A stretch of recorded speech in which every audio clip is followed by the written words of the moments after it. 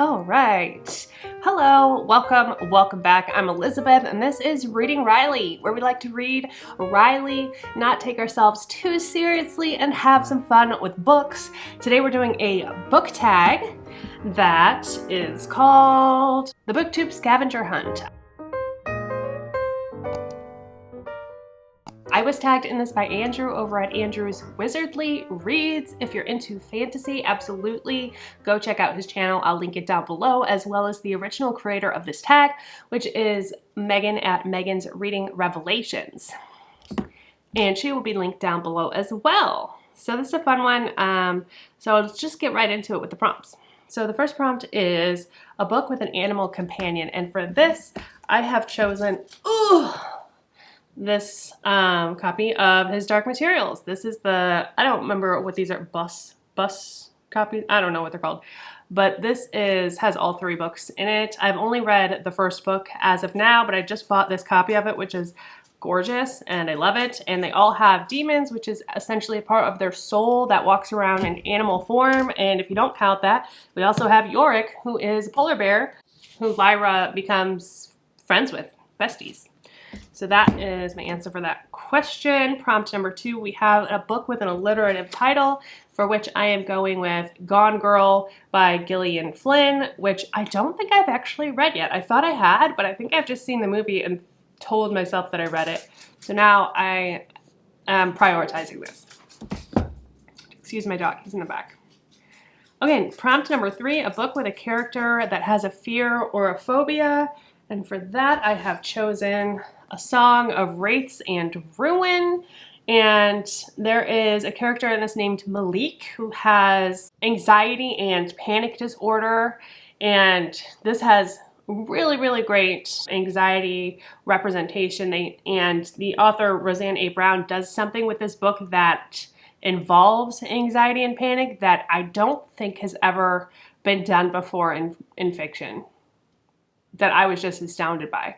So highly recommend this book. It's a YA fantasy. It's awesome. Number 4, a book written the year you were born. For this one, I'm not sure if this is exactly accurate. It could be the year after I was born. And this is Beloved or Beloved by Toni Morrison. This one I have not read. I'm terrified to read it, but I am absolutely prioritizing this as well because I just think it's so important. And I have from multiple sources that say 1987 and 1988, so I'm not sure which year this is, but close enough. Beloved by Toni Morrison.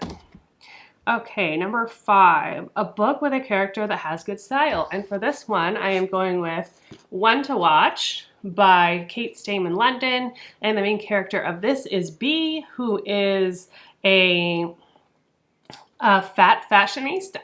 And she is glorious and beautiful and somehow ends up on a bachelorette type show, and it's a romantic comedy, and it's wonderful. It has awesome representation, and I highly recommend it. All right, next we have a book that's signed by the author, and for this is my only book that I have that is signed by the author, and that is Allegiant by Veronica Roth. It's the 3rd book in the Divergent series, and I just happened to luck out and get this signed when she was at a Barnes & Noble whenever this came out. Where are you? Where are you? There you go. Strawberry Riley. B. Mended. B. Roth. Pretty cool. Pretty cool. Next, we have number 7. There's a plane flying.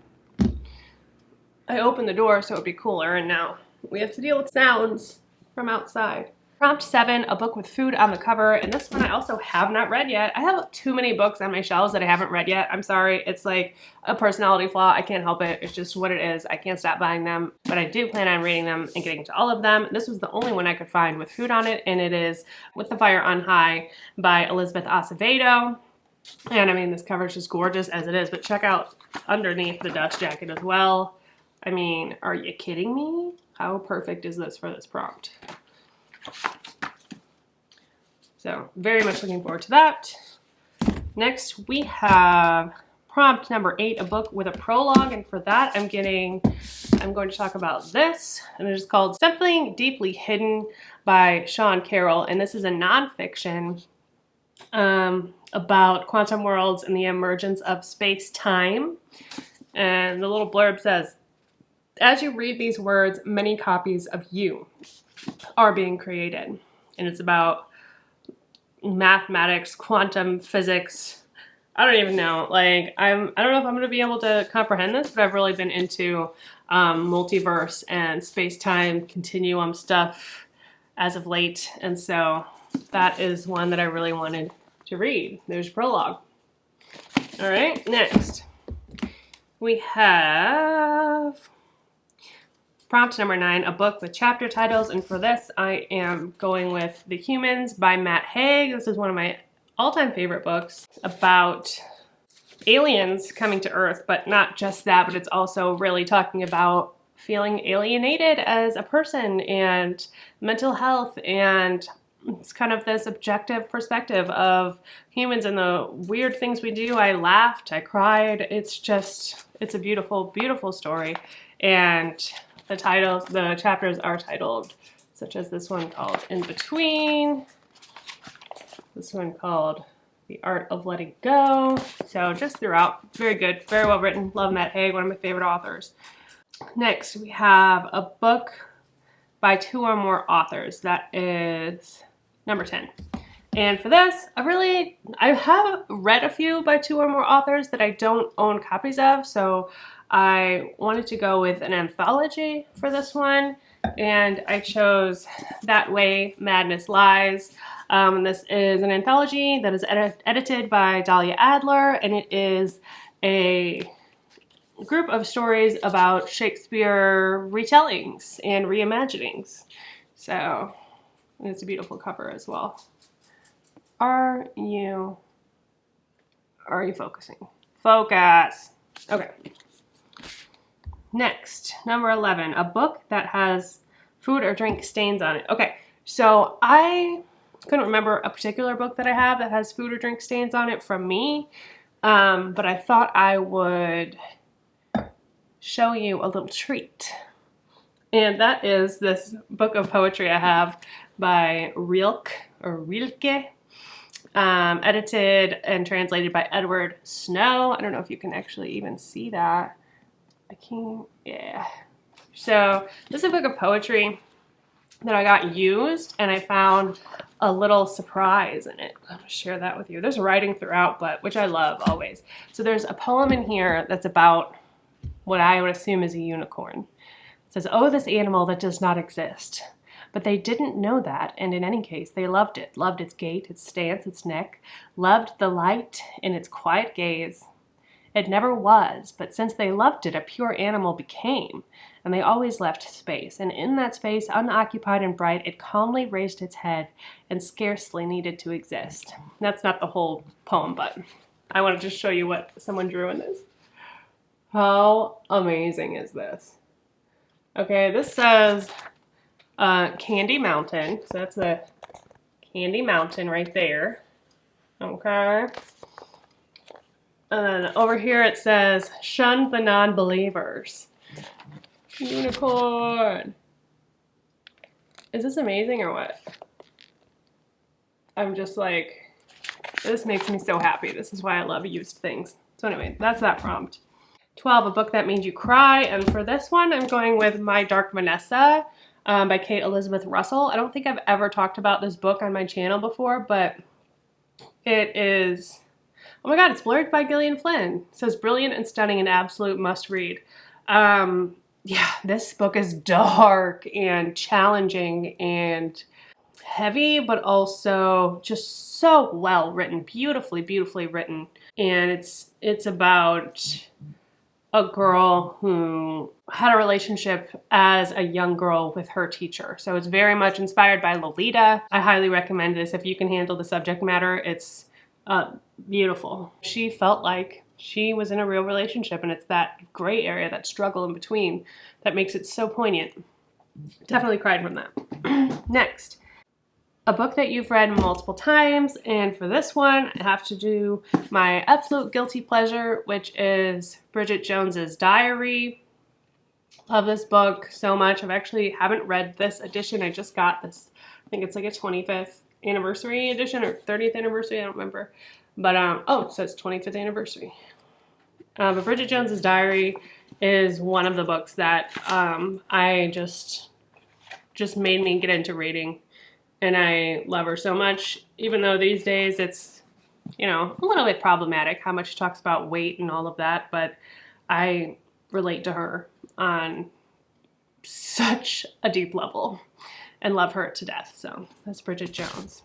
A book with a main character that looks like you. I don't know, you guys. I don't know. I don't think anyone looks like me. But I got two options. One is Love Lucy, because I love Lucy. I mean, I have her tattooed on my arm.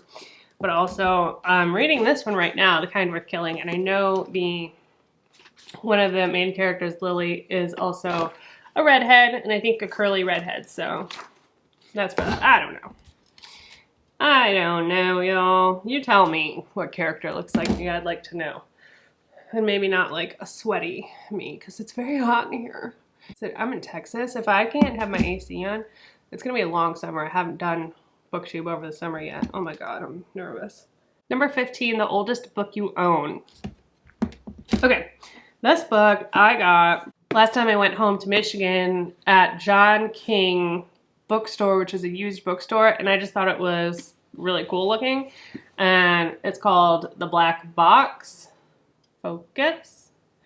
It's called The Black Box, and I like used stuff because it has like this, like stuff written in it, and I just think it's really cool to know that this has been passed on. It has a little inscription that says, "To Buddy Branson, happy birthday and many more from Bill and Alta, March 24th, 1943. So that's when this was inscribed. When was this actually published? Let's see. But it's gotta be the oldest book I own. It just has to be. It's pretty cool looking. Yeah. Anyway, there's that. Okay, next question. We have, the most valuable books you own. This can be monetary value or sentimental value. And I'm going to show you another book for the same reasoning. This book is called First Person Plural, My Life as a Multiple by Cameron West, PhD. And I read this in high school, and this is about, it's a nonfiction. It's written by Dr. Cameron West, who suffered with dissociative identity disorder, what we call DID, or what we used to call multiple personality disorder. And he is the reason I went into psychology when I went to college. He suffered with this and didn't understand it, and so he got his doctorates, and then he wrote a book about it. And the cool thing about this particular copy and why it's so valuable to me, on top of that, is that I got it used once again, and inside it, from Dr. West to Alicia in Texas, it's written on his stationery, and it's dated March 11th, 1999. Okay, you can see, I don't know if you can see up here that it's got his stationery, but he's just responding to her. She apparently wrote him about some trauma that she'd been through, and he's responding to her and giving her guidance and telling her to be hopeful, and signed Cameron West. So this actually could be another one that I own that has a signature, because it has his signature on here. But how freaking lucky am I, and how cool is that I found this book? Like, he wrote her back, she put it in here, and then she sold it to Half Price Books or whoever. So that's why this one's valuable to me. Anyway, I'm rambling. Next, prompt. Number 17, a book title that starts with the first letter of your name. And for this one, I went with Emma by Jane Austen. Another E name, just not Elizabeth. So there's that. Next, we have a book cover that is your favorite color. And for this one, I chose Mexican Gothic, because this green in the back and this whole color scheme, I'm just living for this. But this kind of green that's almost like chartreuse, and it's like bordering chartreuse and olive, is just like the most beautiful color ever, in my opinion. Next question, the newest book on your shelf. This can be one you've just acquired or a publication date. The newest book that I bought, that I just got today, I actually got 2 books today, is The Fellowship of the Ring by J.R.R. Tolkien. I don't think I've ever actually read these books. I'm gonna go for it. I'm giving it a shot. I'm doing it. And then also, Meet Me in Another Life by Catriona Silvey, which is another like multiverse type book that I'm actually about 40% into now and really loving. So you'll have to watch my wrap up to see how I feel about that. But it's really cool. It's about these people who are, these 2 people who come together in every life, no matter what their relationship. They're not always like in love, but sometimes he's her teacher and she's a little kid, or sometimes she's his boss and like this research scientist thing that he always wants to be an astronaut. She always loves science. Sometimes they're father and daughter. Sometimes they're other relationships, but they just, their souls are pulled to each other over and over and over again. And it's really awesome. Bless you. That's my husband. Okay. Number 20, last but not least, a book from your childhood. And for this, I am going to use this one. This is from way back in the childhood, but nonetheless a classic, The Giving Tree by Shel Silverstein. And I have bought so many copies of this book and given it to my friends when they have children and such and so on. This also has water stains, so that could count for that prompt. But I just think it's the most beautiful story about this tree that just keeps on giving. It is really the most beautiful thing in the world to me. Somebody that is selflessly giving and giving and giving. I think it's wonderful. And that's going to be it today, y'all. Thank you so much for hanging out with me. If you enjoy this content, consider liking and subscribing down below, and hit the little bell if you don't want to miss any of my content in the future. And that's going to be it. Thank you so much. Have an awesome rest of your day. And don't forget that life is short, so read widely. Cheers. Oh, okay. I forgot to tag people. So, I'm going to tag a few people really quick, and that will include Ashley at Ashley's Little Library. She reads a lot of thrillers, and I've just started following her and really enjoy her content. Also, Kristen at Kristen Craves Books. Kristen also reads similarly to me, but also not. She does read more, I want to say like more YA stuff than I do, but I've gotten a lot of really good suggestions from her as well, so go check her out. And then another Kristen at Kristen is Fully Booked, who honestly is an awesome booktuber and needs more followers. So follow her, go check out her channel. She lives in Denmark and she's a yoga instructor, and she's really smart and reads a lot of fantasy. And then also Bintu at Read with Bintu, who's another just really smart booktuber. She's not exactly she's not as small as I am. She's definitely got a good amount of subscribers, but she's also very intelligent, and I love the way she talks about books, and she's got some really interesting takes, so check her out as well. And then lastly, I'm going to tag my friend James at James's Space, and she is just hilarious too, and just love her content, and definitely embraces the silly, which I love, and love her for that, so check her out as well. And that's going to be it. Thanks, guys.